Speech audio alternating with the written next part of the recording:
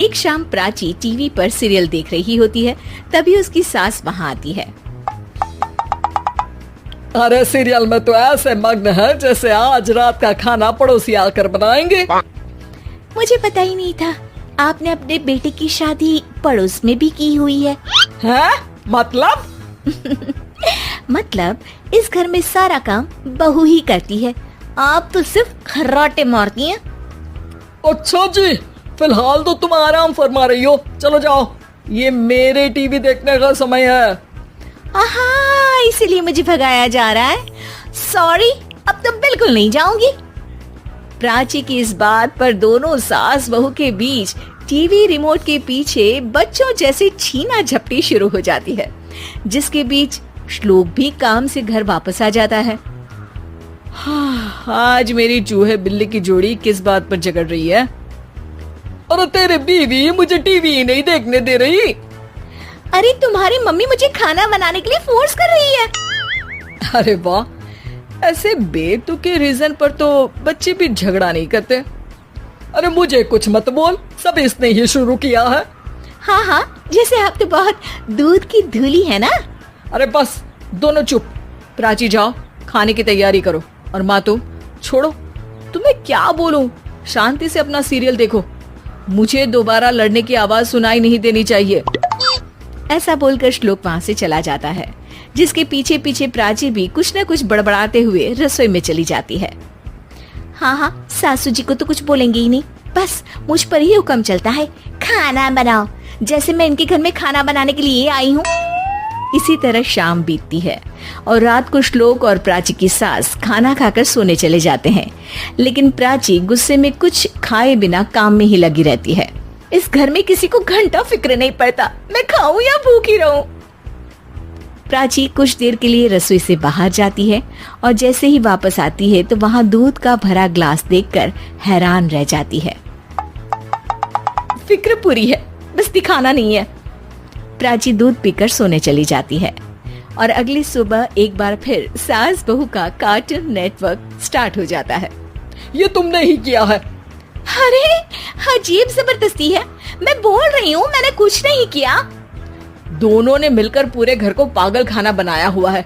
यहाँ कोई नॉर्मल इंसान तो रह ही नहीं सकता, इसीलिए अब पड़ोसी क्या रिश्तेदार भी घर आने से कतराते हैं।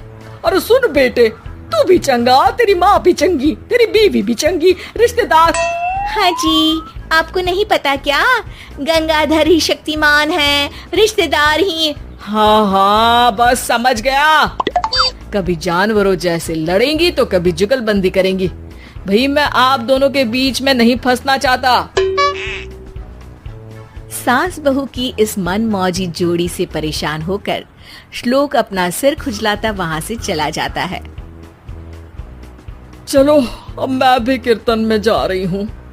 इस पर जैसे ही सास कमरे में अपना पर्स लेने जाती है तो वहाँ नाश्ते की प्लेट रखी देख मुस्कुराने लगती है और नाश्ता करके घर से बाहर निकलते हुए कुछ पैसे टेबल पर रख जाती है, जिसके कुछ देर बाद सिलेंडर वाला घर आता है।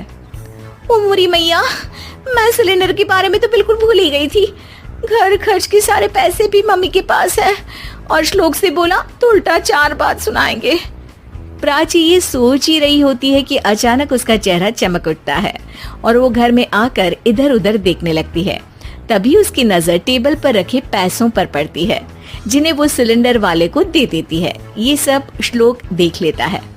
अच्छा बेटे, इतना बड़ा घोटाला, सबके सामने मैं तेरी दुश्मन और पीठ पीछे तेरी मेरी यारी। इस पर श्लोक एक प्लान बनाता है और शाम को सब एक साथ बैठे होने पर बोलने लगता है। माँ, तुम दोनों की बहुत लड़ाई होती है, इसलिए मैं सोच रहा हूँ कि प्राची को उसके घर छोड़ाऊं, इससे वो भी खुश रहेगी और तुम भी। अचानक श्लोक की ये बात सुनकर सास बहू शौक से उसकी तरफ देखती है। अरे ऐसे कैसे घर छोड़ाओगे, मुझे कहीं नहीं जाना। अरे तुमने बोला नहीं पर मैंने सुन लिया, तुम्हें मम्मी के साथ रहना अच्छा नहीं लगता, मुझे पता है। अरे वाह, अरे जब बहू खुद कुछ काम बोले तो वो तुझे सुनता नहीं, और अब जो इसने बोला ही नहीं वो तू समझ गया।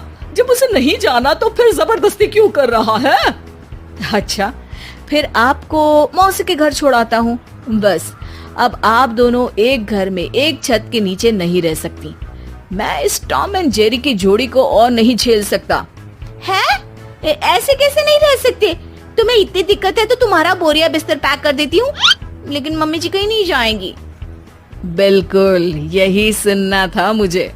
अगर दोनों में इतना ही प्यार है फिर हर वक्त ये लड़ाई का नाटक क्यों करती हो?